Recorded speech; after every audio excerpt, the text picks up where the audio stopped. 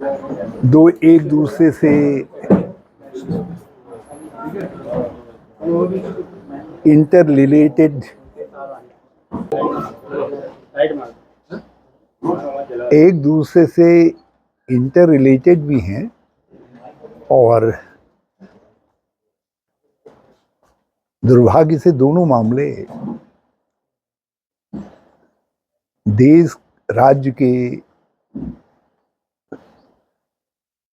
सामाजिक राजनीतिक जीवन से भी संबंधित है।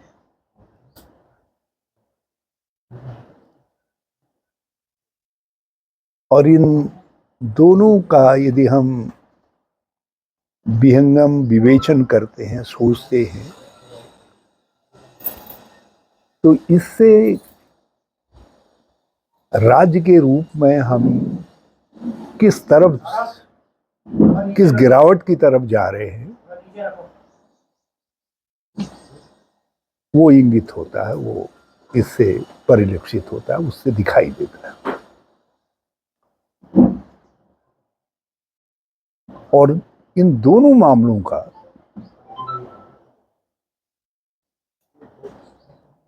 सत्तारूढ़ दल से सीधा सीधा संबंध है, और सत्तारूढ़ दल से ही संबंध नहीं है, सीधे सत्ता से ही संबंध है। एक तो राजनीतिक दलों का आकार प्रकार बड़ा होता है, कभी कभी उसमें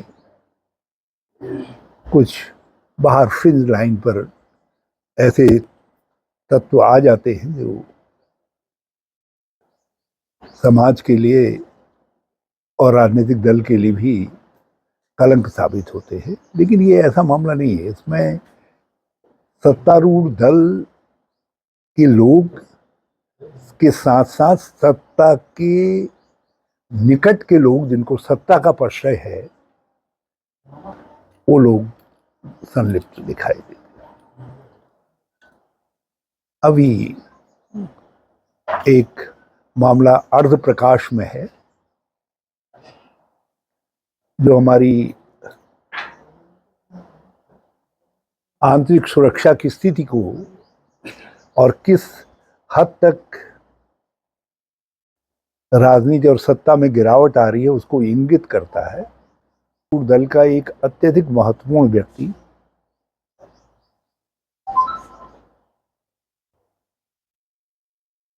कुछ जीवित कारतूसों के साथ, गोलियों के साथ एसएसबी बनबसा बॉर्डर पर पकड़ती है।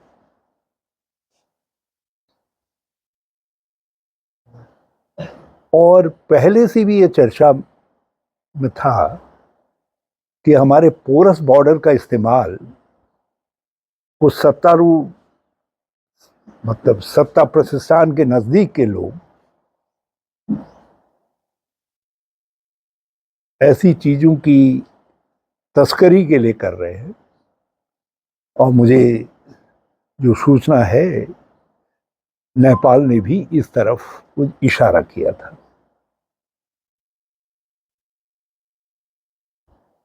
एसएसबी ने दो लोगों को, जिनमें से एक सत्ता प्रतिष्ठान के अत्यधिक निकट का व्यक्ति है, वो उसको पकड़ा है। जो मेरी चिंता का विषय है वो ये नहीं है कि वो पकड़ा है, वो तो पकड़ा है, वो पकड़ा गया। चिंता का विषय यह है कि इस मामले को रफा दफा करने के लिए देहरादून से दिल्ली तक बहुत बेचैनी दिखाई दे रही।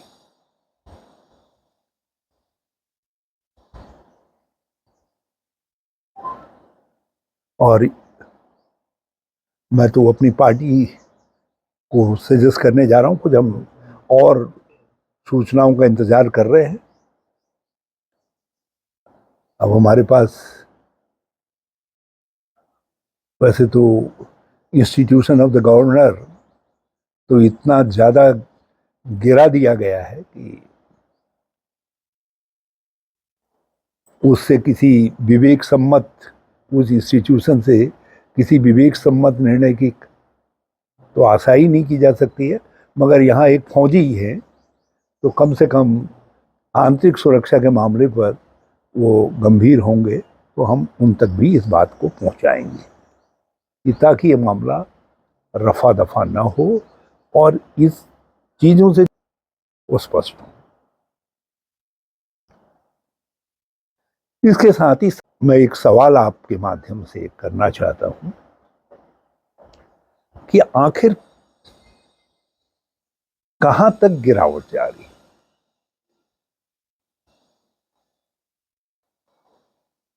महिलाओं के साथ विभत्स सामूहिक अमानुषिक बलात्कार, हत्या से लेकर के छेड़छाड़ तक में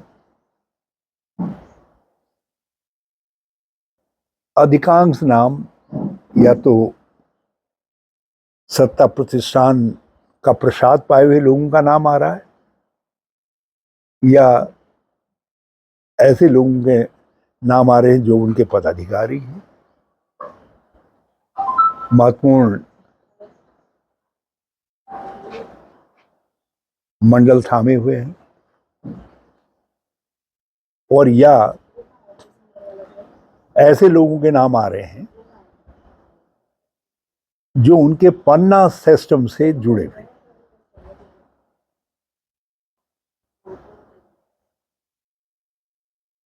और यदि हम अंकिता हत्याकांड से लेकर लालकुआ सल्ट तक की यात्रा करते हैं, स्मृति को टटोलते हैं, खुरेसते हैं, तो हम ये देखते हैं कि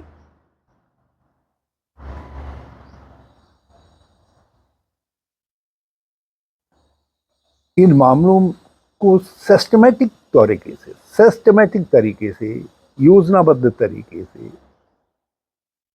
दबाने की कोशिश हो रही है। जैसा मैंने कहा अभी कि आंतरिक सुरक्षा से जुड़े हुए इस मामले को भी दबाने की कोशिश हो रही है और इन मामलों को भी दबाने की कोशिश हो रही है।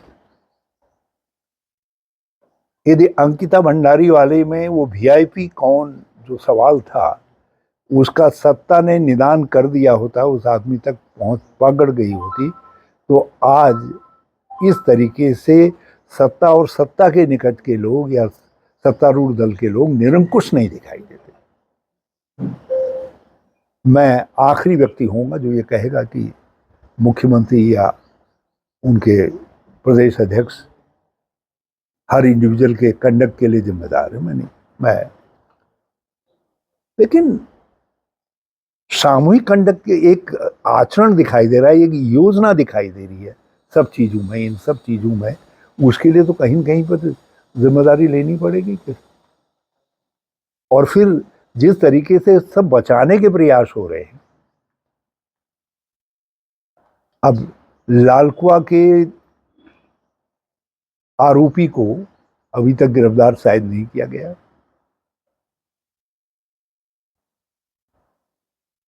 सल्ट के दोषी को बचाने की यहां तक कोशिश हुई कि दुष्कर्म के मामले को छेड़छाड़ में बदल दिया।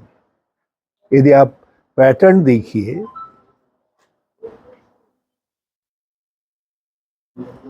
एक पैटर्न देखिए, तो यदि लोग जागरूक ना हो, यदि सल्ट की वीर भूमि के लोग, कांग्रेस के लोग जागरूक ना हो, या महिलाएं वहां निकल करके बाहर ना आए, तो आज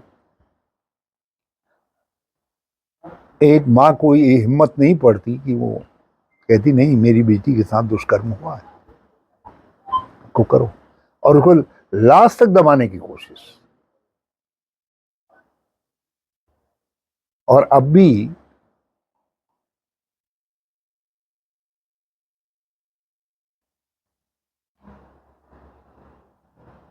तो ये सब चीजें चंपावत गोयल युग न्याय की भूमि है। मुख्यमंत्री को सौभाग्य वहां से मिला और वहां का मंडल अध्यक्ष एक दलित बालिका के साथ दुष्कर्म का दोषी पाया गया। तब भी सत्तारूढ़ दल नहीं चेता है। तब भी इस तरीके के आरोपियों को बचाने की कोशिश हो रही है। मेरा जो पॉइंट ऑफ कंटेंशन है, जो मैं जिस बात पर इम्फेसिस देना चाहता हूँ, जिस बात पर मैं जोर देना चाहता हूँ, वो ये है कि जो सत्ता का उपयोग अपराधियों को, गंभीर अपराधियों को, सामाजिक अपराधियों को, देश की सुरक्षा के अपराधियों को यदि बचाने के लिए किया जाएगा तो ये हमारी राज्य का मकसद नहीं हो सकता है, ये उत्तराखंड राज्य के मकसद नहीं हो सकता है।